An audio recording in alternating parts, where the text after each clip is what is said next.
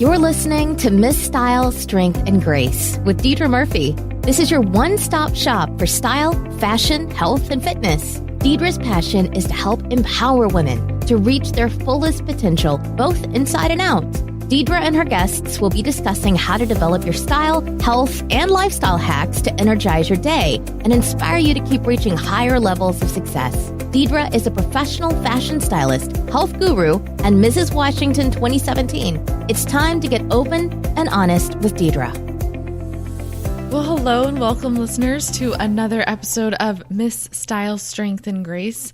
I'm your host, Deidra Murphy. I know it's been a little bit since I've come to you with just myself. I've been focusing more on real stories from other women that are just as inspiring, and I hope that you have had a chance to go back and listen to some of those incredible interviews that I've had as of late. I'm still going to keep up with at least dropping an interview once a week, so be on the lookout for those as I hope to share, just like I said, incredible stories of inspiration, empowerment, overcoming obstacles from other women that I've been inspired from, and I hope that you can learn some nuggets and valuable lessons from these women as well. So going back to today's episode, kind of a monologue approach, if you will, I wanted to share some things that have been on my heart, and it's actually really fitting. I had this idea for sharing a personal struggle of mine on a podcast. That's kind of always one of my challenges to myself. If I know that it's a situation or personal struggle that I'm overcoming or trying to deal with, I try to think like, how can I share this with others and maybe make it an inspirational story for them as well. And this has been something that's been on my heart for a few weeks now. And then I just decided to record a podcast on it today because it is June 5th, actually. And as of today, the Miss America organization has decided to do away with their swimsuit portion of the competition. In addition, they are not calling themselves a pageant anymore, but rather just a competition for scholarship dollars. And there will be some sort of change to the evening wear competition. I'm not sure exactly what that means. They haven't posted insights as to that yet, but it got me thinking about my personal struggle that I've been dealing with the last couple weeks. And, it really does come down to the swimsuit portion of pageants. So as I am wrapping up my final few weeks as Mrs. Washington, by the time this episode airs, I might no longer be Mrs. Washington 2017 and a new woman will be Mrs. Washington 2018. I had to create a collage recently of photos. I had to create two separate collages for the program book that goes and is distributed during the 2018 pageant here in a couple weeks. And it has, obviously pictures of the new incoming contestants, their little bios, has a couple collage pages of my year, one as Mrs. Washington, a whole collage of that, and then one page dedicated to a collage of photos from my week at Mrs. America. So what did I spend, a couple hours doing one day? Gathering, finding, posting pictures of my time at Mrs. America on this collage page that I created in a PDF document. And I got really, really down on myself. I was looking at all the photos, and at the time I was below 10% body fat. And just for perspective, I weighed 117 pounds on the final day of the pageant at Mrs. America, and I'm almost 5'7". I claim 5'7". I'm really like 5'6 3/4", but hey, you got to round up when and wherever you can, right? And for another perspective, right now I weigh about 135 pounds. So almost a 20-pound difference between right now and where I was at on stage. Now, a lot of people are like, oh my goodness, you must have starved yourself to get to that point. And I didn't. I really honed in on my macros, or what you would call macronutrients. So my grams of protein, my grams of fat, and my grams of carbohydrates that I was eating in preparation for the pageant. The day that I left and headed on an airplane down to the pageant, I weighed about 124 pounds. So I didn't mean to lose any more weight the week that I was there at Mrs. America, but you're just going nonstop. You're there for about 10 days. You have rehearsals early in the morning. You're going until late at night, and feedings are kind of whenever you can grab some food and some snacks, you shove it down because you don't know when your next like major sit down meal will be. And stress too. I mean, you're trying to make sure your head is in the game, that you're staying focused, and you know, your body just has to deal with that stress somehow. And so I ended up losing a few more pounds during the week of the pageant. Again, unintentional. However, it, you know, was a great time and I look back on it with fondness, but it's hard to look back at that and not feel a sense of letdown, I guess. I look at those pictures and I feel really disappointed in where I'm at with my body right now. I know a lot of you have maybe listened to some of my previous podcasts about why I'm trying to do a ketogenic type of life to up my grams of fat so that I can get my hormones functioning again. That's a whole nother topic. I'm still dealing with that battle. As an update, no, I still haven't gotten my female period cycle back, but maybe that's too much information for you. Still dealing with that issue. And I feel comfortable with where my body's at right now. I'm roughly the same size. I mean, my dresses and my clothes are still fitting. My jeans still fit, but I just don't have that sucked in look of that tightness around my muscles.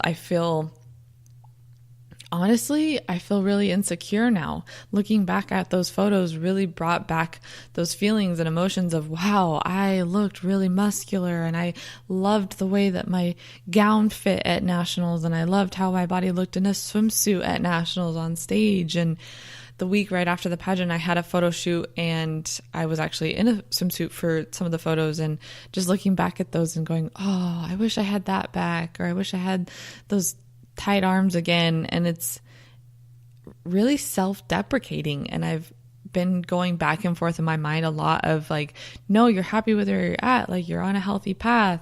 You may not look super cut and svelte right now, but you're healthier and you have more energy and you can have more clarity of thought.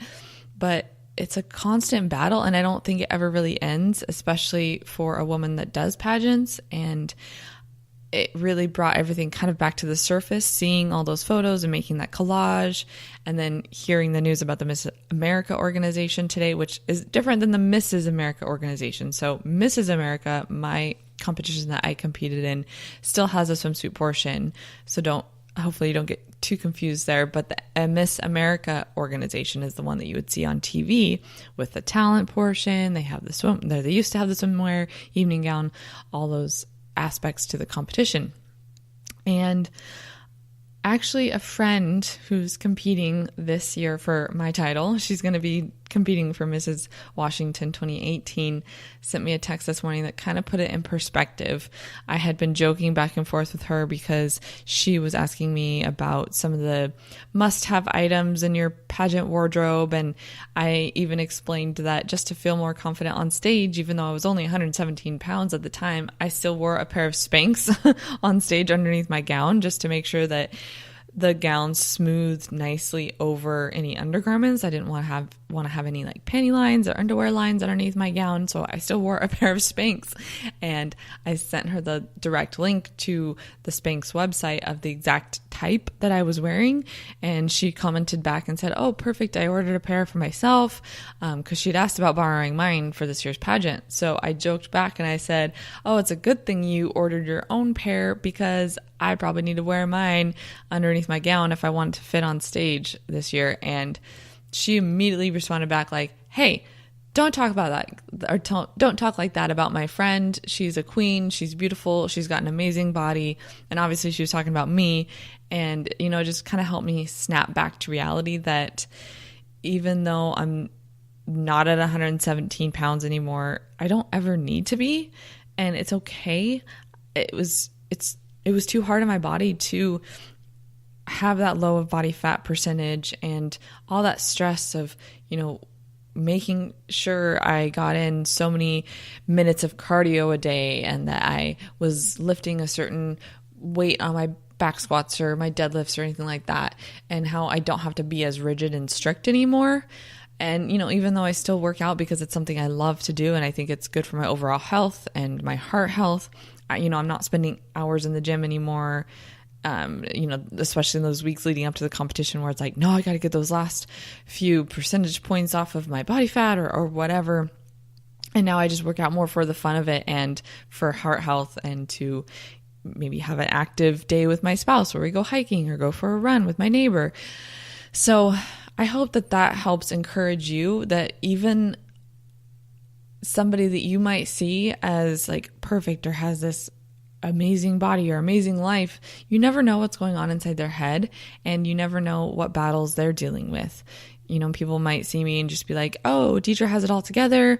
She doesn't have any body self-conscious issues. But I do. I still am battling that, and it's kind of hard. I know that may not sound like it's hard, but it's just one of those mind games, especially when you start to see the pictures and you look back on it with such a false pretense about what it felt like. I looked back at those pictures as I made the collages thinking like, oh, everything was just like perfect. And I loved the way I looked, and I loved the way that this dress fit on me, and I put it on a pedestal in a way, and I forget about the hard parts that went with it, not having a female cycle, not having as many opportunities to just go out and be a little bit more relaxed when I would say go out to eat, and instead having to be like, nope, this is what I'm ordering, leave this on the side, do this, make sure that's over here, and not get to maybe, I don't know, split a dessert with my spouse because I knew I didn't want to pay for the results later, or knowing like, nope, I can't split the mac and cheese with you, babe, like that's all you, even though I just really wanted some. And now having that freedom to enjoy the little things in life. Not that I eat like that all the time, but just the other day we went to a graduation party and they had our favorite type of cupcakes there, and I had one, and it's not the end of the world, and it's okay. So I think we need to realize that sometimes we put images back into our head on this pedestal, and it doesn't necessarily mean that that's the reality of how the situation was.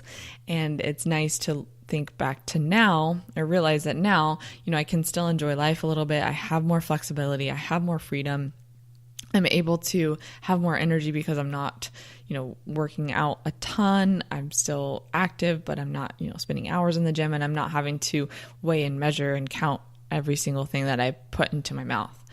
So like I said, I just hope that inspires you to be a little bit easier on yourself and realize that every person is battling their own demons on the inside and that own inner self monologue that we're constantly trying to work on as well. And I hope that you enjoyed this podcast. Like I said, I'm going to try and come back at you with my stories, some of my musings, at least a couple times a week, in these like shorter form monologues, and then my interviews with amazing women will continue to come out at you and be a little bit of a longer format. So let me know what you think. You can email me, Deidra at Style by Deidra, if you have thoughts or questions that you want answered on a podcast, or you can always find me on Instagram at Style by Deidra. And if you are listening to this on your smartphone, take a screenshot, share it over on your Instagram story, and I will share it on my story as well. Like I say with all of my endings to my podcasts and my Trendy Tuesday videos on Facebook and YouTube with Style and Grace, I'm Deidra Murphy. Mwah! Hey ladies, thanks for listening, and we hope you enjoyed today's episode. To help empower more women, please be a doll and rate, review, and subscribe to this podcast. For show notes and other free resources we mentioned today, go to stylebydeidra.com.